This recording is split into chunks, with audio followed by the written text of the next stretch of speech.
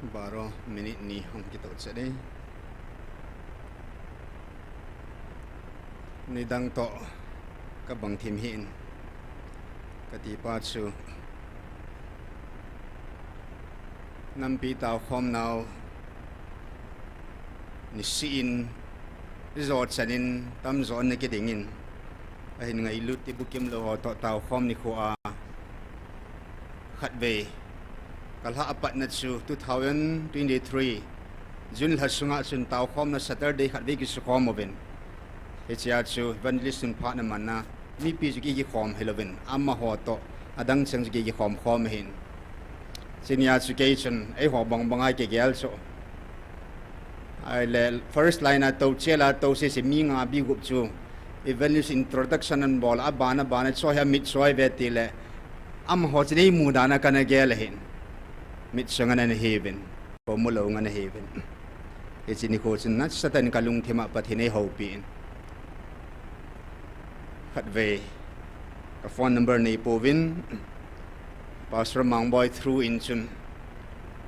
phat khat na manding hi ti in pilha tam ji ka heta po in gong oven in hopin pastor mangboy in Tibukimlou nang number nei lo ya chu kein ngan siu he kan se het ti le ai cha chun kon da ho to ki za tu ta lo ji vin chun mi chum phone kan bol ki hom a thelo ja chum kan gong ta ve tin hong che nei le ka hin khot sunga denga pathin hat sakhat hi na a Tibukimlou ho ta taw khom na hat ve last Saturday masapin taw khom na Tibukimlou taw khom na chun nung pe na chun evangelist nu la vaccine nunga vaccine pastor Thangneo japhat pe ven kiting la antiu la acha chu lakhat la hung che ki dei tan in jang ne ki heimil ta ba kium hung chi hung sin tu ni kho ken jong pathin zala tu ni taw khom na nampi taw khom ho jong le Ngailut Tibukimlou ho pan la na mona ni khutum khat am ho jong chan inei sawa am ho ta i taw khom ni khowa ke ading ang taw na lam kai masapina pathina kuna chanbo ka chanjen pa pathin ka thangba nahi ministry lam ka ho zo se chunga zong now te December ho zo se chunga zun ke pa thu kan sein tuna atum ben am ho ka Ngailut na ka zana tunin salam si be kan bor so ke ve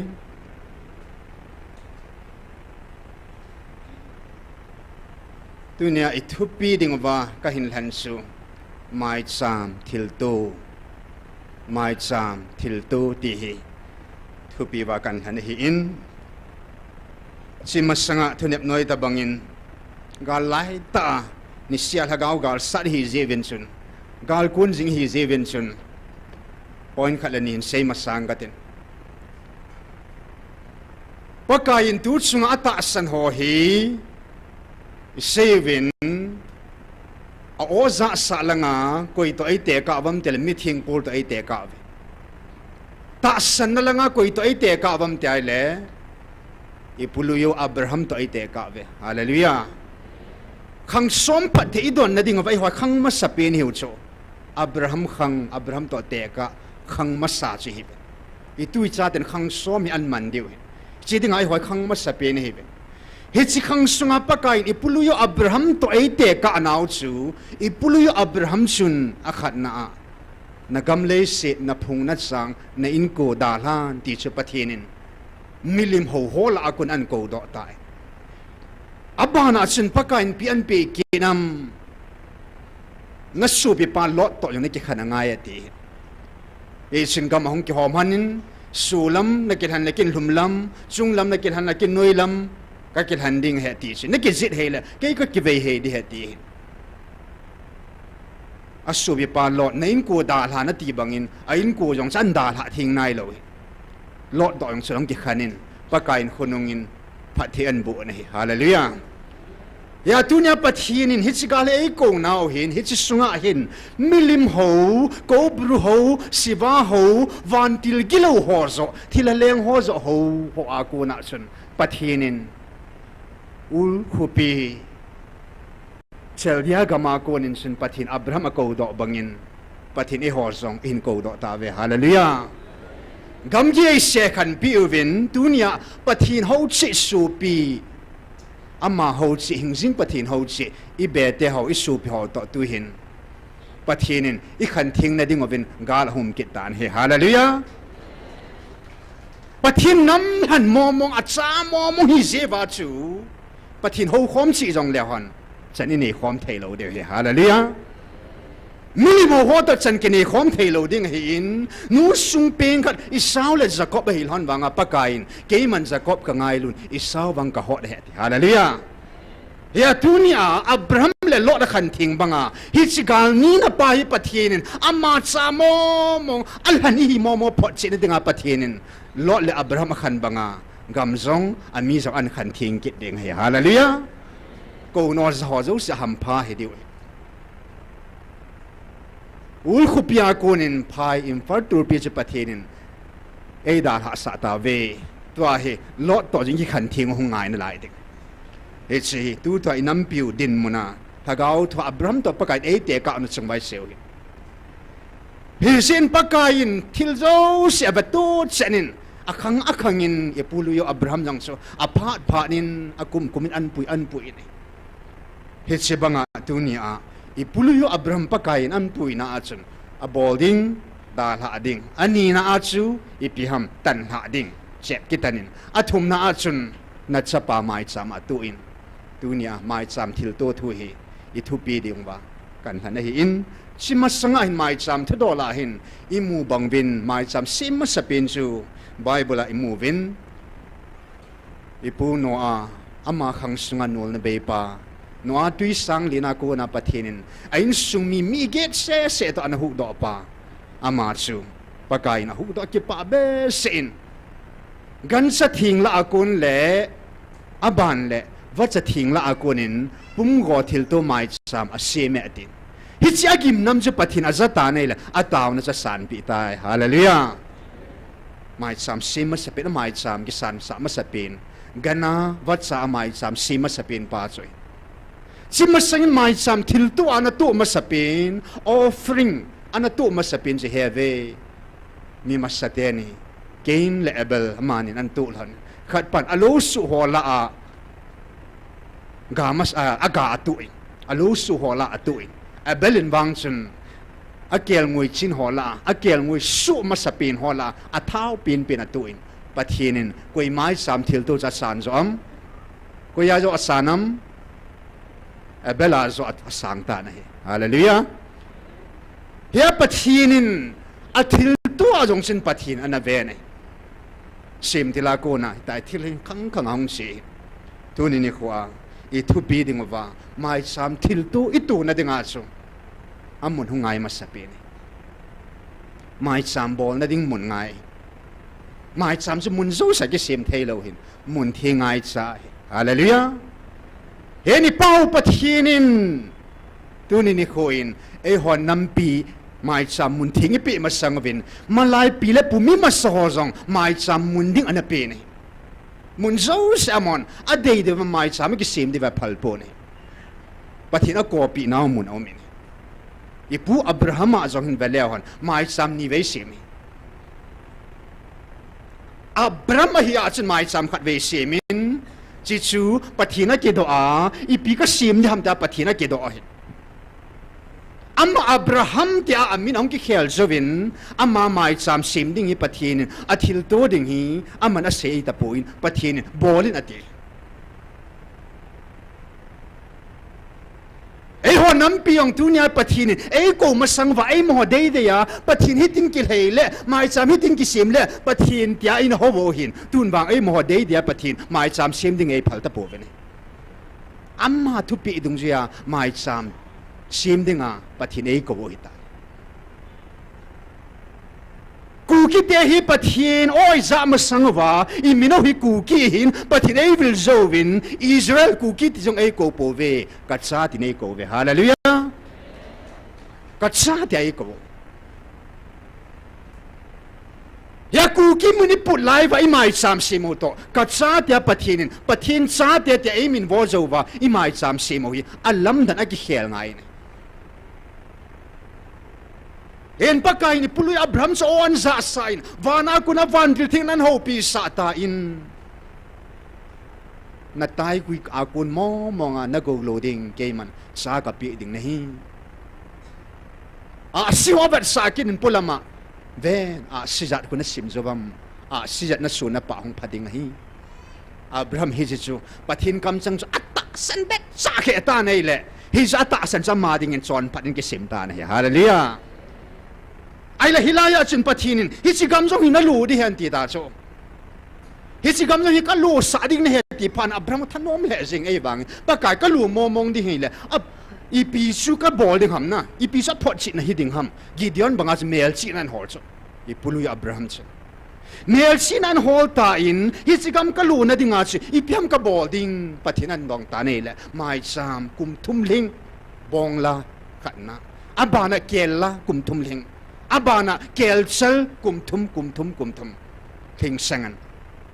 กันสะทุมตัวอับบานะจนวะฮุยโนขัดต่อจนว่าป่าโนขัดวัจานีอบอนางาฮิตเซงฮินัชเสียมเดะ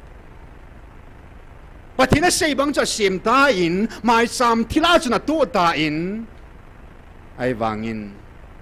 อับราฮัมหมายสามันสบุตาอินมุทองกิขอมตาอินนี่ละลำหงพันไอมุดโซตานอังุยตาเนี่ยแหละเจ้าจนมุทิมหลังขลันจินคุมตาอินตัวจึงทุบปนันปะกายนัสเซนนับลุยโออับราฮัมินก็หมายสามอสุโบเซนอสุนับปะเตกุมสลีมีก็มาอากาคุเปียมลอตาเวดิ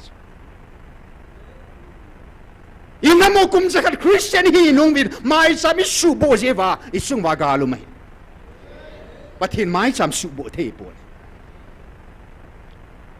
ปะทินกิโฮตาหิงสิงปะทินกิโฮตาหมายสามกิเสมาโฮอินกิสาอีบอลฮิตบังกาลุมาอีโฮอินโอมังฮัมหมายสามอิสุโบเซว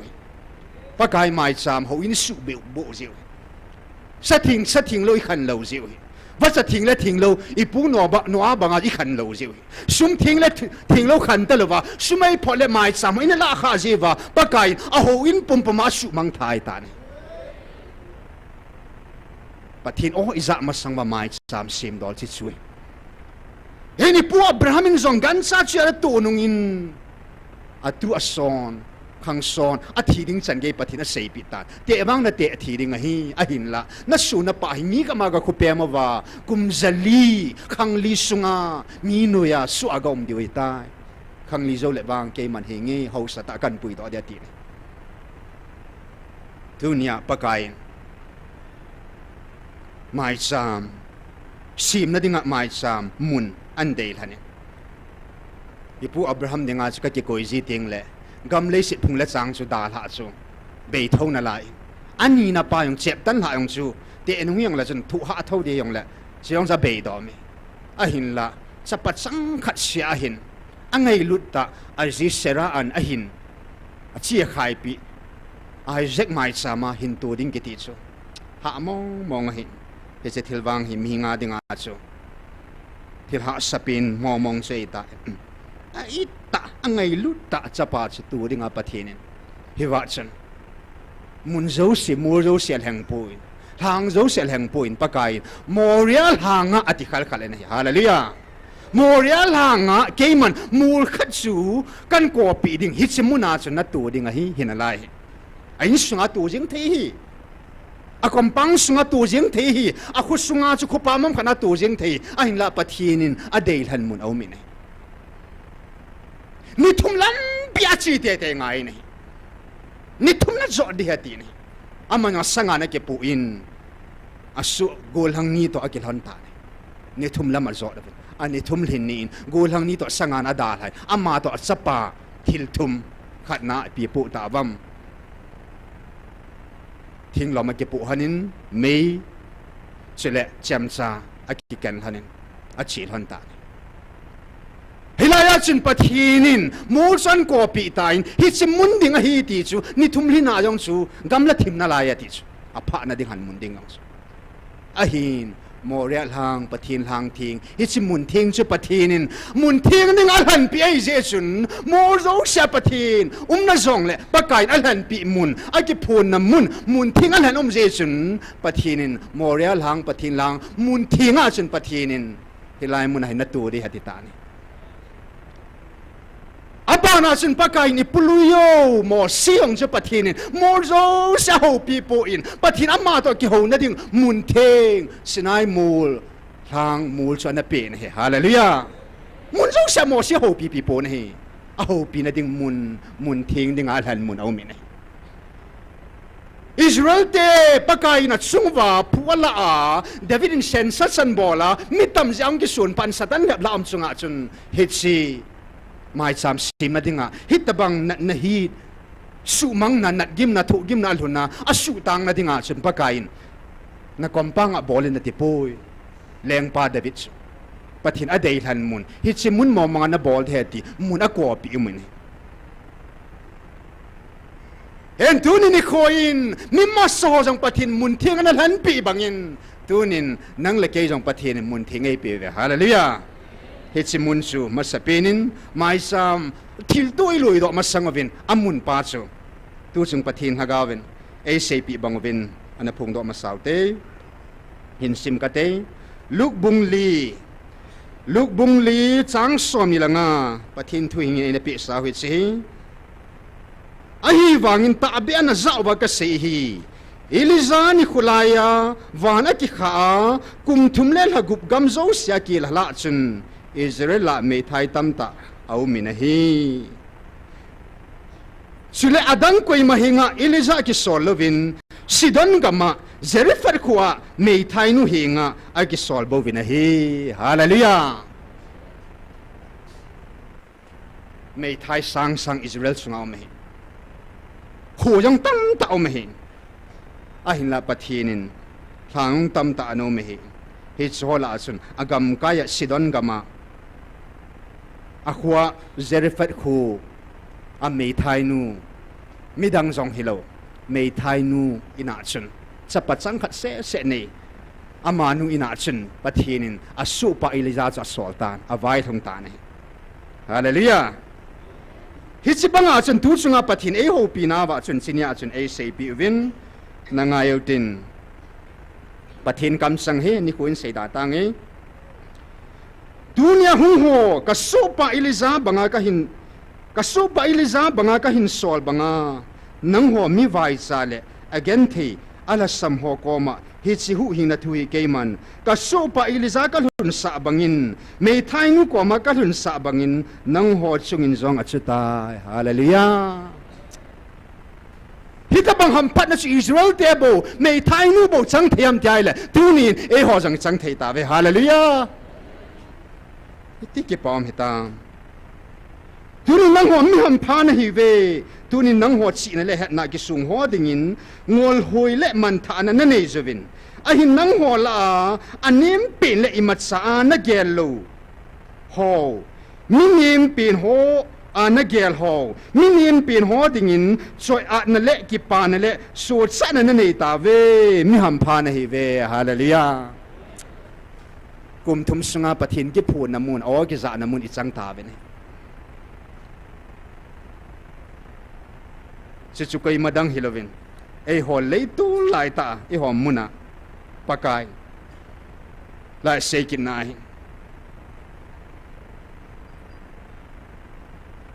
ei tin keima milin la milal ho sunga hung ding ka ki ho ka poi iti keima sang pina ko na sang pina pa na ka hung kum la ding ham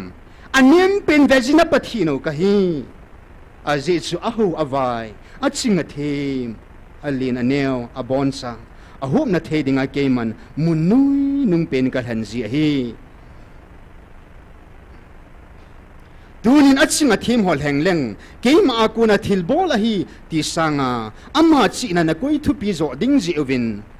asang alin aching athim ho henglova hichilai munui nunga zo keima thilbol theina sulanga hung ka hi bove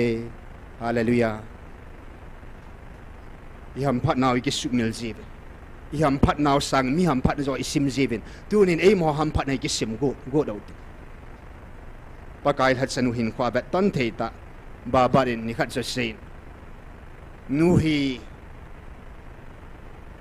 pasan na ta le kapal na tam ta o mi hingi yong le yo line khat sein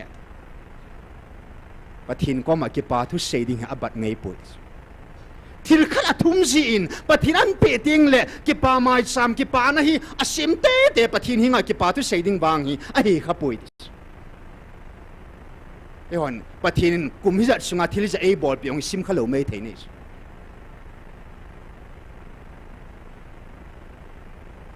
นิสยาซิมเทงาเห็นปะกายพัดนี่นิสยาปะกายสุงาทิลิสัตพายจะไอ้บอลปีไอ้บอลปีเบเบดิ้งปากวิงาวาไอ้บอลปีสาวอิจัดฮิตามตีอิสุมิลจีเป็นตัวนี้อินไงลุติบุกิมโลหัวดิงาเลยสิดำสุงาดิงาฮัมพัดสุงนุหินาเป่าจูปะทีนที่บุกิมเสร็จบุกิมแก่ปะทีนินตัวนี้อินน้ำปิวและวานุยปุ่มปีอัปทินหินาโลปีนามุงได้ดินปะทีนินมุนซูเสลาหินมินิสทรีสังฮิจัดละฮาวินฮิจัดละปะทีนินฮอมุนทันปีเวฮาเลลูยา Gospel Ministry for Disabilities India ที่บุกิมโลฮอกิเวตกอลนามุนสปะทีนทันปีเวฮาเลลูยาอันนุยนุงเป็นแห่งจีกะฮิอัทุปีมอมองนี่เห็นปะเทนินฮิตซิมุนหันปีนาวะหินกิปาทูนเซลตินอันนุยนุงปีนดิงอาจงปะเทนี่ฮีสามาสิบัดนายเลยสามจะเลยสอมทุมละกูจังสอมละลีนาอัน I am fearfully and wonderfully made เกยมาฮีกิเจตาเลยกิดังตาชิมก็เหียตินตัวนินไงลุติบุกิมโลหอปะทินินกิดังตาอโลปีกิพูนนะดิงานันเชโมฮิฮาเลลูยาอาเซเบียปะทินินมีหิงโซสีปูเบนินปะทินซิมฮิลานุอตินี่ปะทินกวยมาซิมฮิลปูนี่ปะทินอาซิมตูเจ็ดอัปปันนะดิงในสุกอาซิมฮิฮาเลลูยาna purpose na ki het lo vai le sun nge ui cha gan cha cha sanga jong su i ma na hi lo ding a hin pathin a ji ne ya me yo se sim su ke pathin sim khilum lo a ji ne ya sim su ke om zo se ma lo om khat sang lo til sim zo sim na sim lo khat sang simum lo po a bona ma sim su ke mit swa jong a sim hin min ha jong a sim hin ti buki ma jong a sim ti buki lo wa jong a sim a bona ma khut sim su ke a hin ti bukim lo jong su zon bung gup sang thum na chu mit chopa chu heve apina pat mit chu anu pa chon sit ham apu pa chon sit ham ama chon sit ham a hi poi ko ima chon sit je poi ka lo pi kan na to ke phun na dinga ke man ka sim he hallelujah vanu ya mit so hi zanomin ti bukim lo hi zanomin elba hi zanomin na kong chen mo hi zanomin pathin ki phun na ding khat sang lang pu ni tu ni in lấy sự đại Giêsu liền lại用 mit so tam tam na mit so yo si khu mu sa po ni hit si ni kwa chun hit si silom tu kula ki sop la dinga bun nga naman sa ay ki sop la sa pa yong su patin alo pi na dinga an ma na to ki phu na dinga na sim tu ni in patin purpose ki chita ku kinama disability so ti bukim lo ho hi pathinin minoi nong pen vilsi minoi nong pen ngam pathin anim pen dinga jong hop pa pathin ka hi ti phot chi na in leng ho ko ma lal ho ko ma lam kai ho ko ma pathin ki phung pu in mit so ti bukim lo ho muna chun pathin ki phung ta ni hallelujah hi si pathin ta ta hi mina pei ho lalut pa banjal sanga ka ngai lunai ka cha na namin na vilpoy na don poy kay maka umnay ti papatin hallelujah kukinampi patin hi ti bukim lo ho may thai ho saga ho patin ta ta su hi ti bukim lo ho patin hi patin ten tu ni in minui nung pin hinga ki phongsi munui nung pin na ki phongsi patin ki phuna dinga an han it's ministry adin zawang ki se bangin nawin ti bukim lo ho khatna taw piutin ani na achun mei thai ho inam sungba taw piute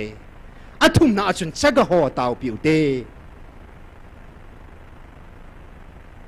leisi chungai pathin kim lo ding monga sim hin vang sit jong hi chane ya ham si loi mentin zini ya ham si loi mentin na lam chum chum ham sit wang sit chum su ke hi ain pathin thil gun nga nei dunia Tibukimlou ngai si ki sai le nu le pa be ho jong ngai si ki chamo mong chu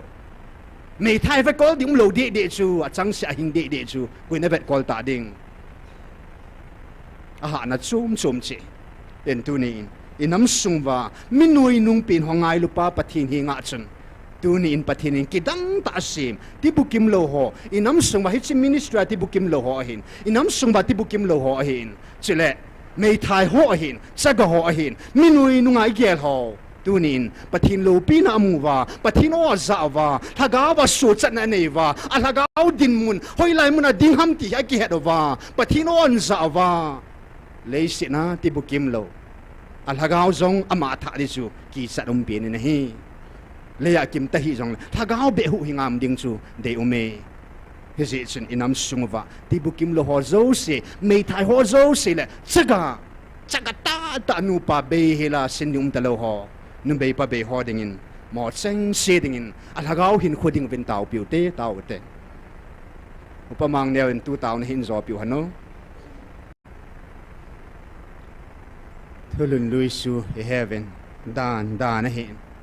thil tu jong dan hin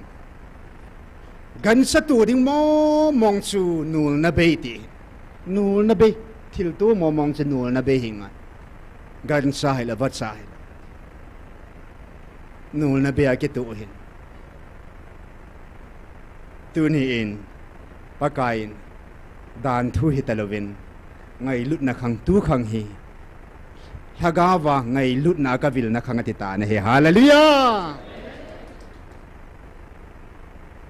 Tibukimlou avam akang Israel le Gentile dan thu na nakhanin pakain hitsi dan su kui mahu hing zo talo ding zin hitsi dan su pakain anoi mangin ngai lut nei na khel tan he hallelujah ngai lut sin zo lang nei pon ngai lut sin khan tuma nei momong ta po in hi as kumasang asang dana Juda, Gentiles dia, anaki khandal honsu, bang dan su pakai na pilhain, pumni mini su kada su ta ne, hallelujah. Mini su thei chu, ni chu kada su chu, ngai lut chana su he, hallelujah. En tunin ngai lut na khanga ngai lut nen khan tum anei ta lo je chun, pathinin leng ho zong avil thei bangin, atun thei bangin, minui nung ho zong, Tibukimlou ho zong pathin avil thein, tun ding tela tung thei ta ne. Ipizenam ngai lut pathin ngai lut na to zin ipizya hilai mun hi pathin alanam ngai lut na ke to na mun ei ja thanai hallelujah ngai lut na ma umin ngai lut lo na diabol ome dunia hilai mun na Tibukimlou nadam sungwa na su mi lo dingo pathin ha chakat hina hang santa ka Tilkhouna pin so koi na hina ki het chi diu hi hallelujah ipola Tibukimlou wa ki simham pathin alo pi ki phona dang na simahin nadam sunga pathin itsan hai ngai lut ham pathin na ngai lut na helwa na thiding chu ki chanum pe na hi pathin ngai lut na hi itsan mo nga na ngai lut ham ti hi tu chung to pon a sein ka ngai lut na hi iti se na sei zo diu ham iti sia na sei yu ba iti te na te zo diu ham na sei o to na te o to chun hi to chun na teo khelam pe as ke man ka ngai lut na la het so te zo po vina te so sei zo po vina te tu ni in ngai lut Tibukimlou ho pathin na ngai lut naw ichana ei ngai lut ham ti hi hilang zo hin ha gel diwi na hin khut sungwa inun evangelist ni pk in pidam ti pa bo le in sail hang pin bol pidam ti pa bo na gel sanga chu a pi pin a pathin ichan ge ei ngai lut ham pathin ipia Tibukimlou vai na sim ham aji na kimat do ding pathin na ke taw pathin ngai lut na zala tunia eng ham lo hila dan thu khang hila nang hodinga hilai mun mohong chanum lo ding ngai lut khang ei ji a pulpit ang na pan theu la sang na pan theu kon dang ang na pan theu hi si pi ham thile pu pi esin van kam ko ta nei pe ven ti chu hi si ngai lut ko ta si Tibukimlou hon tunia na nei kha hallelujah ngai lut zala Tibukim ho chan su nang hoi na chan theu tai hallelujah ipem pathin Tibukimlou vin sempo vin kidang ta le pathin ki sadum ta kidang ta zat chum hi ba pathin na sem khao ya hallelujah alopi ki phuna na sem khao inam suma Tibukimlou ai na piu ai sem piu pa pathin i thang ba ve hallelujah ki phuna thei Tibukimlou in nei kha zevin Tibukimlou ho chunga jong pa pathin min ki pa thui sei ki do ve iti wang ham pha wang pha hiu tam pathin ki phuna mun sit sang tha ve tu hina thil to ana lu do ten dang tam ta simpung katin agilai ta hilai boi kan sim ding ai Genesis bung som ni lani chang sagi Isaacin apa Abraham za hepa atile Bible jong hi thu simai le ma lo chu thing simai sim tingai le ilunga hin vot zen ji Cepat ta Abraham la Isaac ki hona hi nangayo te na chapa to na ki hona ding tabang gelin lang hilas Isaac in apa Abraham za hepa atila aman zong hoizo katsa ati aman veti meile thinglom la tan pumgo thil tu kelmui hoi ba ham hallelujah a thinglom so Isaac na ki puin a meile cham sa sa pan ki choi na chil honte si va chun ni danga pan mai sama sima gen akai khal khan chin gan ta pu nei la at sa pan hepa hoizo katsa amile athing ta athil tu akel ngui hoi ba ham pathinin tunin ai hwa kun ai pen a dei pen so pathinin na suma dei po nei na in mun a dei po nei a dei pen su dunia pathin ita sa hui ai ilhaga bo hi ahin na hi thil dang a dei po Abraham mai sam sit atu wangin pathin lung lei sa puin at sapa tu ngama pathin a sei banga ipi ka tu ding ham gan sa ho chu pathin a ki do ja pathin a sei pi hin pathin gan sa ho a ngen di e pon pum go thil to pathin a nge e di pon ahin pathin a dei chu at sapa mo mong chu angai lut pen Abraham ama sanga jong angai lut zo ai jo at sapa nei pe nangai lut pen at sapa tu in alam tai atha kun ngelin pakai an kham tan pakai van til oi khut ki lo hela pathin na gin sia hita banga nangman na sa jon that ngam dinga ta san na pathin na gin sin nang wang phat thei ka bo te ding na heti ta na he hallelujah sacrifice ke pe thing na he se pathin na de at sa pamomong sa athing sa pathin apal di po ni ichan gaya ay gina ichan gaya kasi ngaya ichan gaya ay taasana ichan gaya Abraham ay ngailut nam ay zam ay ginam ti pathin na betla apasta na he hallelujah lungsung ba pa na lungsung sa muta zin Abraham tuin athakunin thattahin atin he hallelujah pathin thupi dung siya chu ay holoy ki hile 1-3 ho ki hile isa ju ki thagam mang de ta chu sot pya cha mei thei ta chu na lungning thana bolin alap kun ta in pakain acham jam sa tu ki pi ta na he hallelujah pi do pha de le ki pha jong het ngai thil do sen pha de ne ye tu hi nam pya de nga taw na pha ta hi nam sungo ba nam pya de nga thagaw mei mai cha mei ti pha ta he hallelujah Abraham ay ta chapan tu doin iho pau ipathin vanu ngai lut zin amain thiltu mihing thiltu gansa uisa tu ngai poin amma tan alung la thisanin Calvary mai sam ang kitu ta na hallelujah athisan hong tu ta ni tunin Abraham at chapa pumpi atua Jesu mata sata athisan lunga hong kitu bagin tunin hichil hagaw meti dingin pathinin inam pumpi e ko ta ve hallelujah mai sam thil tu ding thagaw mei ti ding pathin e ko ta ve gan sa ui sa tu ding hilo se chun a hi lo le ti sano tu ding a hi lo ze chun koi zo sing panala the na hi hallelujah en tunin hichil hagaum me hi iti khom na ding ba nge ipulujo abrahamin khatna sem me akikan thinglom akikan helai muna ita sau hi thing tabang hi hong asaita belzebul thing su mei su thing atam chana kung hoi hin aku hoi chana en su min wa he ti nei thagau me ti itam chana wa ami atam chana chu pathin za ilol hin naw hin nai ti eno min wa ding ilhom chana wa chu eno wa min ha zep ding min wa hum min thau thau ding hallelujah hiach na brahmin sem ati bangin hilai mun hi pathenin mun thingai piu hi to kilhanin chamzam ko jesu hem to chamzam ki choisin hilai mun hi pathenin avantil hat pen michael vantil nga san mun hi hallelujah ipizena mun thing nei te hi hallelujah mun thing pathin ei pe ve chamzam ko jesu avantil nga na mun hi chile nei ati nei hình amani pa cha chun nei ta ye chun he nge nei amang chal ho ne a hin la tuni hilai muna ta sami ga ti ngai poin hagau me tiu hi hallelujah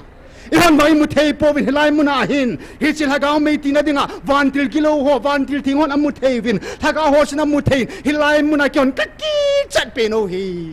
kaleng mo beiding hi chil hagau me hin na nam sung an salwa ding le ki ho lengam ki chai ding ai tan ka ki chat pe no hilai muna na me tiu hi tin hi hallelujah mel ma pa ai le hi chil hagau me ti na ding a chun abrahamin mai chama sim na ding a chapa ngai chain calvaria pakain banui pumbi chon sel ha do na ding a ngai cha chu atisan chu hin atisan thing tu na hilai muna hi chil hagau me chun akun singa inam pio salva michael van der tha apan thena dinga chu pathinin nang le ke akun ange chi pi ha nanei suni pi ham mi chon na mi do chatai na ti ba dang adam na lai ne hallelujah na khuda jeng ta hin la khuna sa theina lai ne ka pa hin kwa ka kisil na hi chi ke yong hi Tibukimlou ke bo kan neo lai wa ka ha hian ke hoi lo kan ni te hina vet la ong ke do sila hoi mo ya sal hai la ke mo mong ta lo metric ka bol chana ju ka za cha ji mi lai ka ham ngam lo chu kam ka thim thima ke ham ngam ka khang do na pa na chi chi jum chu ka thu mi la an ke ham ngam ke pa hi ai ham ngam lo ba ka mi pa lo hi la in sunga yong chu Thangneo ki ti pa chu in sungwa kam thipi na sim do hola chu ham lo pa chu ke ong ka pan hi chu ka in sungwa ka pa hong jeng kitan kan sin sunga chu Tibukim Canada set hin 2003 apana chung kho se 2018 na chu be dam na thu za ting hoi lai lai na taw dam mi ko lai mun mi ke jani thajung ma chu kon he pum pya kong kon zangai je chu angai nom dam na changai cha jing si enge dam lo kan ki zo ang ki zo ngi pathin lo pin na kai mu diu he na vet khom diu he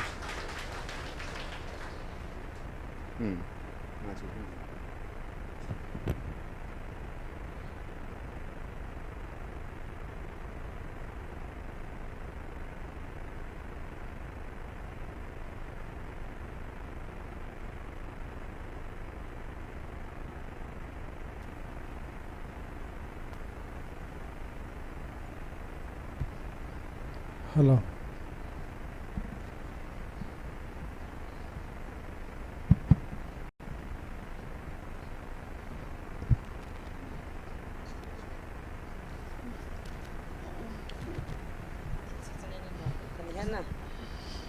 Pizza ka bol hen tin seti. Adi cha chan seta. E pizza ka bol hen tin. Ka de chai. No mama mai no mam. Amai nu pi long. Hang. Nang la gol hang ni mo pa. Opa. Itiana de cha pan ta. Hang. Hang.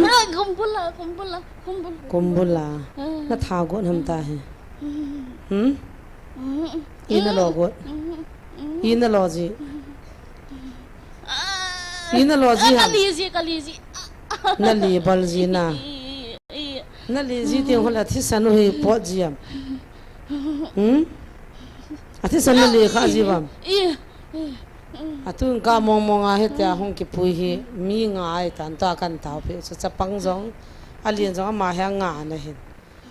pe ham lung me pe ta banga ho lien ta ho bol jiu na hi cha bal chai phal le a oi na do alu chang na do ajong o ma hi ya chu chi hi ali hin tao na ka man pi lo kho hello wa lo hin cha chu ka man o hin ta ha ma he ka wa hi ki sei do in na tha gon ham ma hi tha lo de in na lo de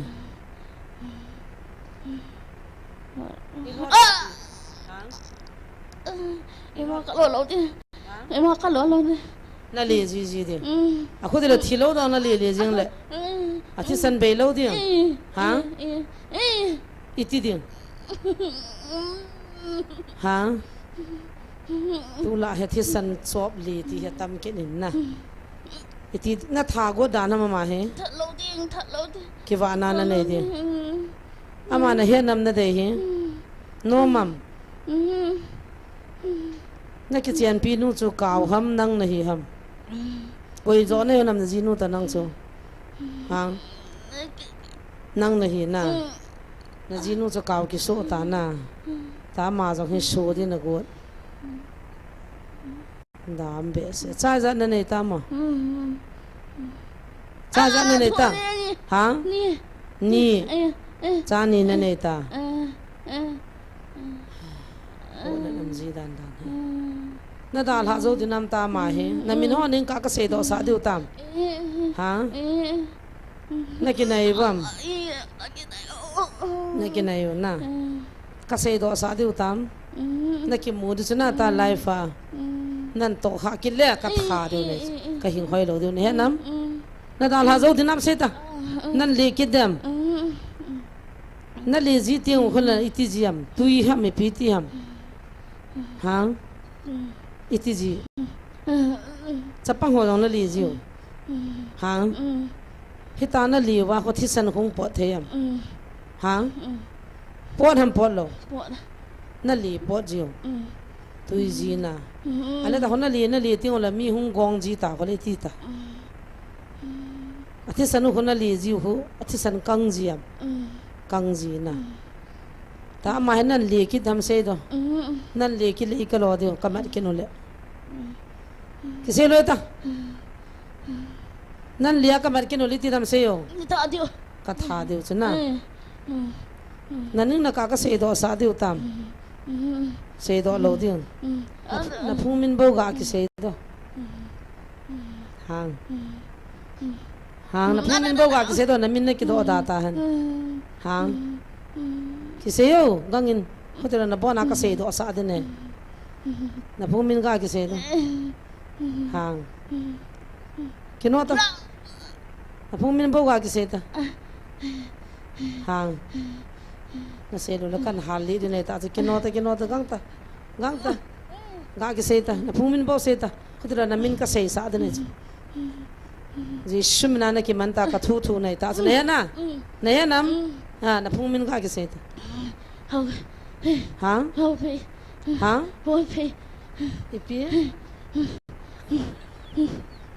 ipie sei hoi tang vai phe ki ma he le ki do ra le phat di oi pu zo nan se kha tham ta ki dong mo se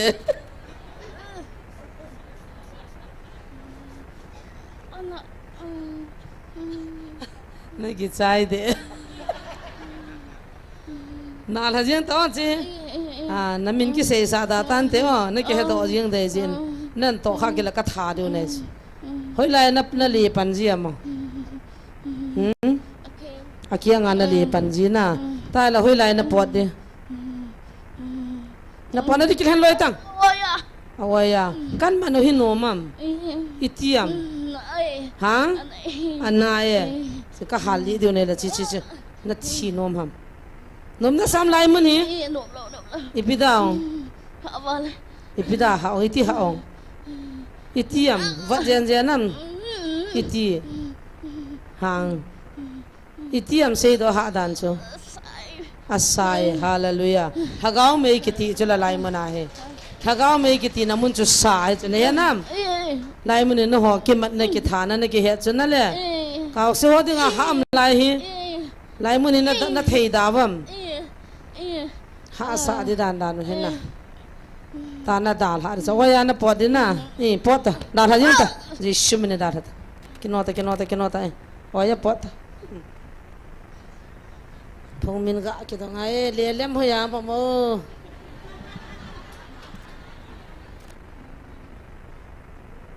kinota pot la chang ta awaya na ti pot la ta da la ta ji shum ne hallelujah in the name of Jesus Jesus ah ji shum ne asa hong san nu nei mo atepi amini ham hang oh sang goi khom ho ki kim lo phan na o ki je thei ta lo sum he ya sang goi ho ki kim ta la hu zo mang lai mu na nong kha ma nei khwa nong kha lo na tu na wa nga pha be se kha bi cha nong kha lo nga ding wo no ga ding hit kêu cái tiếng đó là kia nang mini pi ham hẹn nô hàng hoi lại chiang này bông than giang than giang chơi lệ to là đem khôn hiểu chỗ na ta sẵn nằm nãy bông lại sao hôm lâu ta cho guitar ta cho lại phá nằm mua điều cơ ti dài than giang cho cái kim man sa jing nằm mun khát bắt thiên tu sa cái gì là jing ở hiện thu phun ra lại mun hiện sa ta đem mua hiện na he jong le twal hagao mang ding khat I hu do chu amun chu gmfdi mun na le gmfdi mun na hu hon ka ho chu jesu he ji jesu zo na su da me amen dingo boy Thangneo dingo hita hi wa zo na mu ne mo thing vero na mut na chu nam pi taw na mai cham lai ta na hung I mun na ko ho na mu la lu hang ke kit de bata Yesu men tui ga do no na lung lip na dingin hin pui da la chun thi di ta chala ati bol ji ham kundan se pianan puyong ama na se ta sana hong amen ata sanena dam sa he ta cha dam cho ma adiu ta cho na kholang hovin ipine se di ta chinkholam na su dam jang hello thanglensei na su dam jang la jesu na su dam anu kyon ka ho ka neu chu jesu mena dam he ama bol pa cho akiting la ki mat kha an bol kil le tham ga na dinga phung min ka do sa vai phe ho ka heta adon thi hi bia hi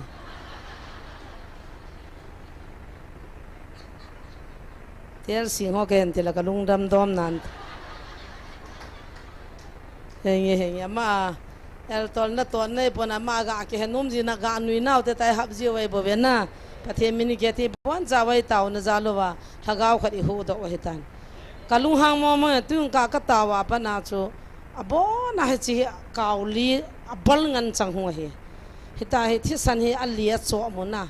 ai la mon lai mun hi ado ki no wa hung jong tam pi khaw he cho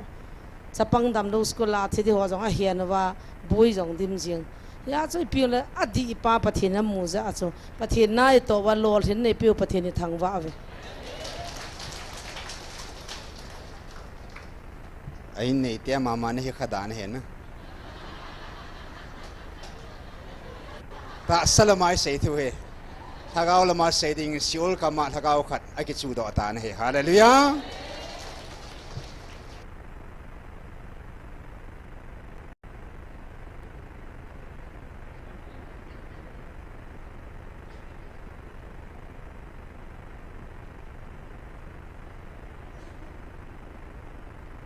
thu sim lang su hin sul sau da pong ka tin tu chunga pakain inam piu nam si pe ho ga lai ta dia sugnu lang hoi lang i boi lai ta wa si pi sayam thing sung thing kang hi song le nan nei suno chu piam na apat ta piam za thei chu mango ven ti ke man ka za de hallelujah mi pha li ho jong pathina mang sai ti bukim long pathina man sa thei ti nai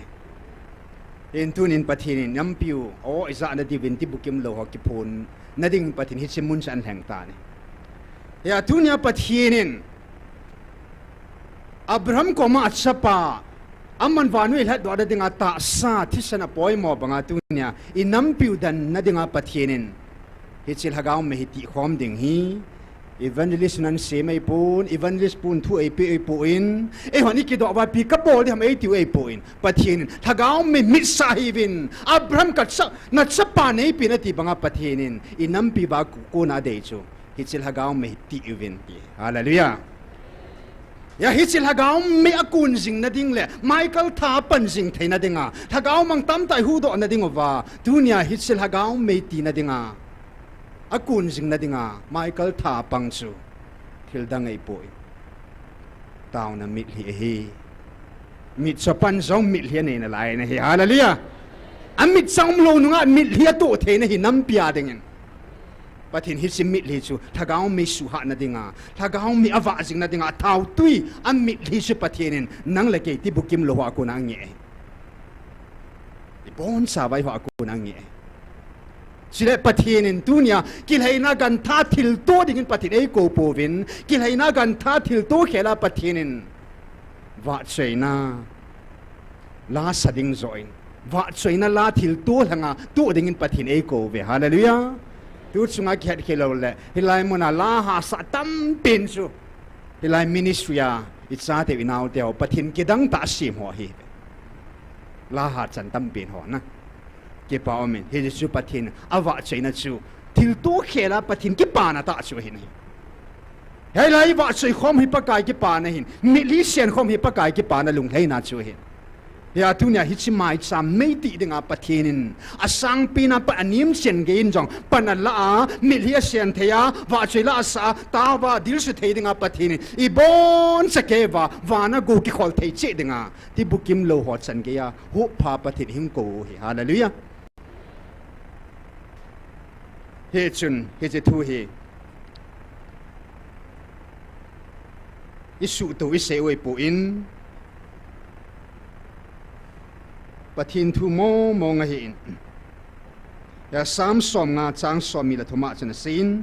thangwa na ki heina thil to banga bol pan eza bol a hin ki heina thil to pum go thil to banga thangwa na wa chaina la a sapa chun bol pa chun keima eza bol hi ki heina kan tha thil tu mai cham uila kel ho ga tu ngai talo awa chaina chu itu na hong in aban sam som nga la kan sang som lup som la sikang masin a jesu ki leina thil to jong nangma lung ki pa na hi pun pum go thil to ka pi ding hi song le lung lei pun na te hagaw leng vaya ki si hi pathin san thei do ki leina gan tha ta bang hi ki si a I chon sit na ki si a pathin na ngai lu na kan he pa poi pa kai na ngai lu na tun nei het san tun ka het sin tai tia pathin lama ki si a lung heya ei malam ki sun ho dal ha pathin I bel pa he ki heina gan tha ta bang het hi chn o pathin lung leng vai ki si na nei chu nangin na sa mon bol po na te abanin Hebrew 11 lo 13 verse 15 chutia hi je chun amma wangin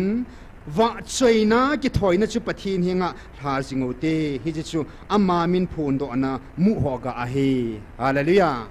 imu ikamu ilayo pakai chena I man sa wa ti bukim lo in song a o aza ti bukim lo in song hinam pia ding a sen chu pathin hi jang cha senai le pakai ding a hing se dei ta ne tu chung inam piu gal I zona ding wa inam pi wa ku na ange chu mi hi bo ve wa chei lai bo ve taw nai bo ve ti bukim lo yang hi chen cha bol the ne ka pa azangin a chet mo na hing mo in pathin ho thei ta pu a sa yong le a lo o da tan ma sei thei ta pu ka ven la ma hin kun kam ke til khoven a thi ko na kum thum sung tam hoi ta kan sin kan jan sunga chu nang ma mani silan nu me ti mi hling khadin e an che ji chu nom lo he le hen na in sum pum ta ki tho jen ka le changa ka le khan bol si nom lo he le hen ui tha le hen a hinam ma hin ko kan sin sunga chu kapa Tibukim jangta chat thei ta lo ke Tibukim katiba abona ki ham sel ka hin kho pumpi katiba pumpi pathin wa chaina mai chama da ka tu de ta kalunga ka ki gel ha ka piyong hongol kitan te singol ai enung ne leve tu ni ai hilai mun Tibukim lo e enung ne le wa gan thena na tu upo be ne ne he thena lai na lu ki cheme miu na sei se thena lai ka piangol tai na thi konin kum khat sung ta bang ai a ki chem ji dai par ki chan ki la an ne ji te singol ka vet su kalung na tho alo ne ji la am lo te singol na ka pha chu alung alu ngol ta na mo ta ipi he ta lo hi che bang de mun yang chi chunga lung thei thi le na lai ai nei ho wang hi chan ge din mun chi thung po be ne tunin pakai jin ei hwa ku na thil tu adei pen pen chu e sei do ta ven yong tu sim a chai na ding kan sei kat leng David in gal lam kai thum gal ha chi mi thum nei am ho chu Philistine ten leng ho khang David khanga chun Bethlehem om kum ta ven ke chi Bethlehem khupi kot kha get kot ko ma chu tui kul kha dom he he chi chu atui chu David chun dang cha mal wal tai as mi khat to vin he chi tui che ga so pi le ati he cha hin khat ten kim be lo cha lai lunga Philistine sepei tenga mun lai lung ta sa tum ke vin he chi sepei ha ta tu mo chu leng pa dingin he chi tui khu a Bethlehem tui khu a tui kula tui chu aga thal pi ta an soin David apita nei David iti kinin nang ho thi san chikin iti ka don the ding ham tin pathin leina zo in pathin chini kwa David in angai cha ta la adei ta ai ta chu amma dang go ja agdang cha ta dang no na ding tui chu hi akom hong hun nangin iti kin nang hon gan thei ta thi san phal ngama hi san ge ya na ho thi san chikin ka don ngam de ham atin pathin leina zo in asung hata na he hallelujah dunia Tibukimlou na nei suni pi ham nam pia dinga Tibukim hoyo na nei suni pi ham pathin ei pi kham chiu mia o chat ngai poi nei lo jong o chat ngai poi ga thuma ngai poi in nei sun tu a pathin ei pe sun chi pi ham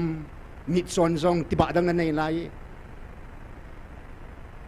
tunia pathin ei wa ko na nam pi tun no na denga ange chu thagao mitli taw na mitli wa choina la wa choina o pathinin Ezekiel thim gao ko ma thil dang a thum pu ka chapa na lung thim nei pe na ti ni tunia hilai muna hi I tu ding o chu il hagao bo tu te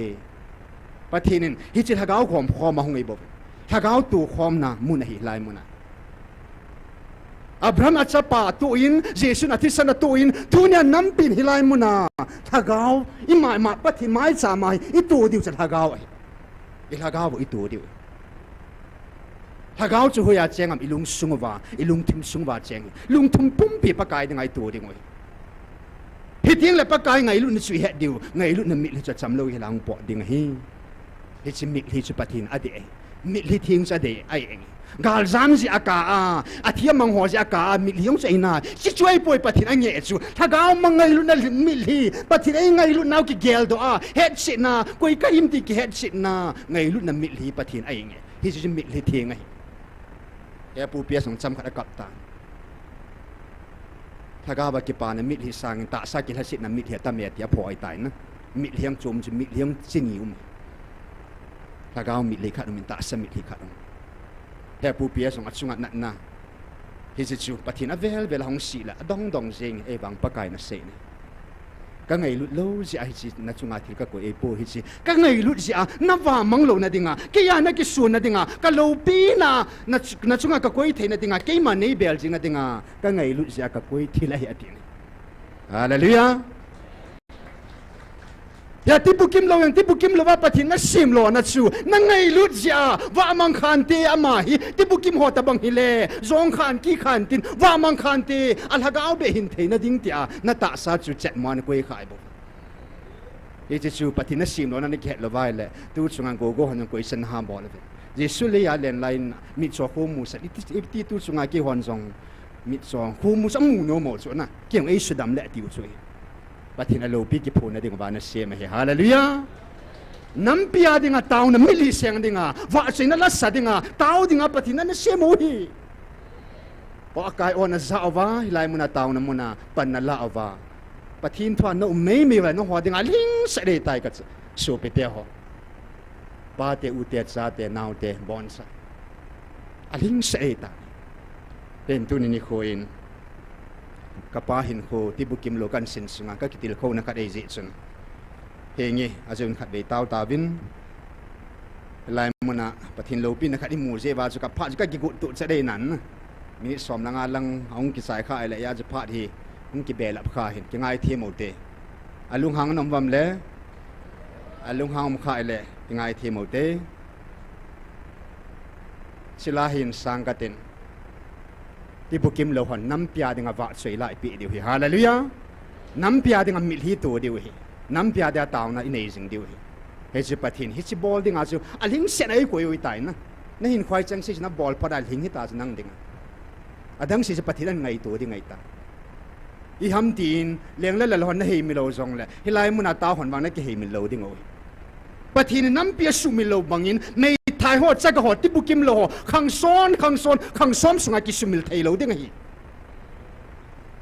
pathin hat cha khan sumil thei lo ding hi Tibukimlou ho me thai cha ka ho nam sunga khang som sunga ki sumil lo ding hi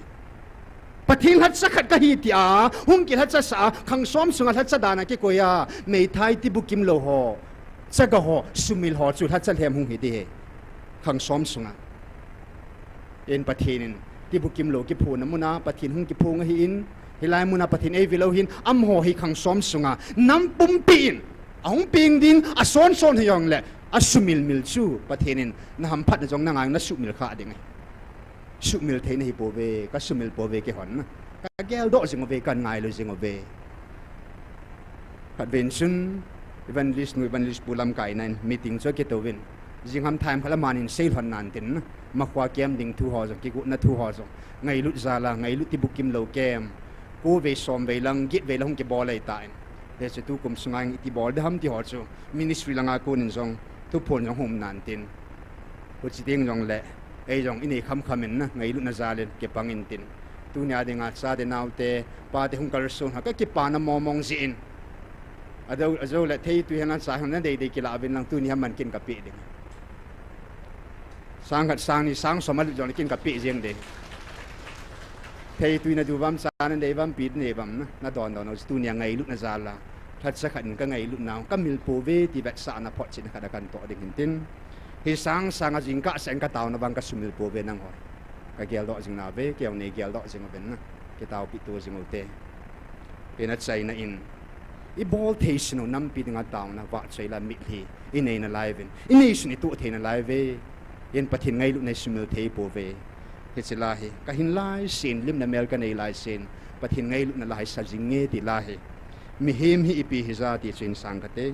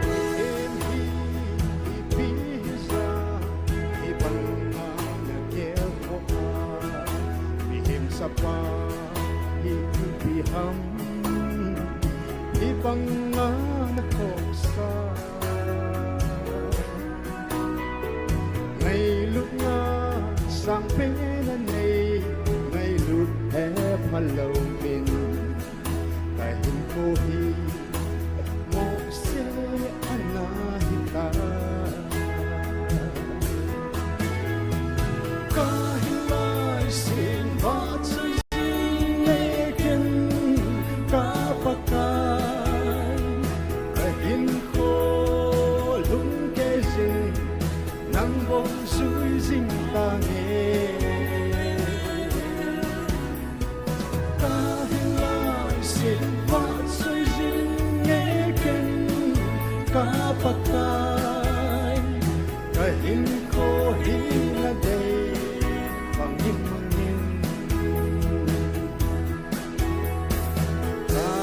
son abang ka ni le ding ile sun kagukat sa le kata sa so se chip so tante em la thơ kane kado o song ki na teise vang ka he sin ta ni ngai lu na ka hilai sin va soi zin ye ken ka pakai ka in ko lung ke sin nang bo su jing ta nge ka hilai sin va soi zin ye ken ka pakai ka in ko hin na dei pangin mangin em hi pi sa hi bang na ko sa mi em sa pa hi pi ham hi bang na ge ko ngày lúc na sang pe na nei ngày lúc hep halloween ka hin ko hi mo se anna hita ka hilai sin va soi zin ye ken ka pakai ka hin ko lung ke sin nang bo sui sing ta nge ka hilai sin va soi zin ye ken ka pakai ka hin ko hin na dei pangin pangin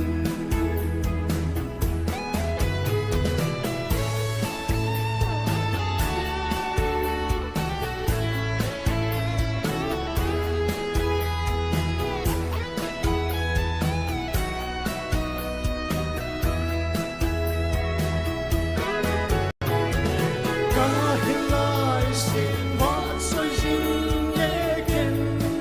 ka pakai ka hin ko lung ke sin nang bo sui sin ta nge ka hilai sin va soi zin ye ken ka pakai ka hin ko hin na dei pangin mangin ka hin ko hin na dei pangin mangin ka hin ko hin na dei pangin mangin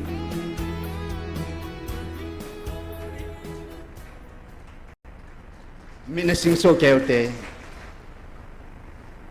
ipu Abraham pathin thupe ni nen anei sun at sapa atu ipathin we ngailut seven ata sa athisan hong tu kita tuni nampiu dam na dingin pathinin Tibukimlou akhan po in nampi wa konin Israel tinjang ko talovin katsa tin e ko tave Tibukimlou na hi po na hi pathin sa na hi van go loading sa na hi ta na hi hingsing hat suning katsa ta na min vo ita ngailut na sang pinapathin e ngailut now nampi adingin milhito jingkatin nampi adingin ba chelas sa jingkatin nampi adingin pathin tawin na sung ati sung sen Tibukimlou hi jong la pankala jing di tiute Kitsang sedingin pathin mo po na AP chang sa ay ma seding iko ma seding ke tawutin tawut say na hinenge tawut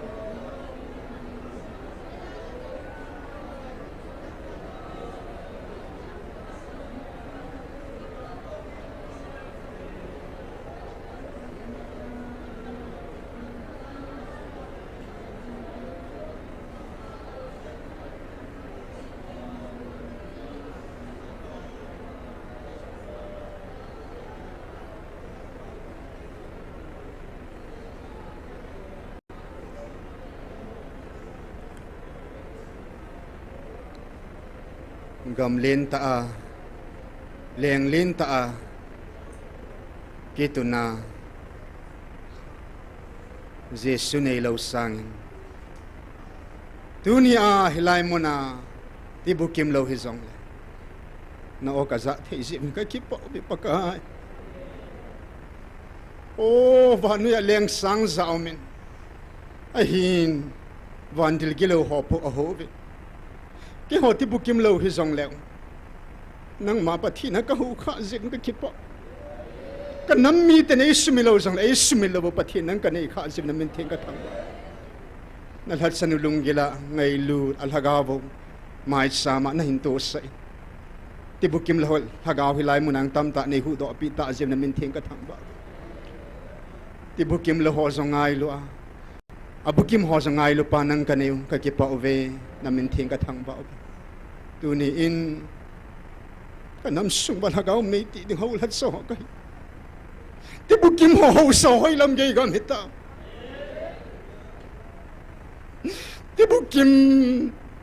nam lam kai hoi lang ge gam hita Tibukimlou hon nam Ngailut na zalin nam mun thinga tha khat le khat be taw khom ben phat thi na bu eti ka he ben min thing ka thak ba ben leung sin nam ho zo sing hin na le kha ba mino zilut so ke adam sunga pen tha ni ki che da ne so ke ne dim ka taw pi ube ka nam pum piu tha khelin ka bon sa ben Tibukimlou ho ta taw khom na ni kho in na chaten nei pesno ka milhiu ka hagawu ka lungsungo na mai sama ka nampi de bin to do in Jesu manen ka hong taw khom ove amen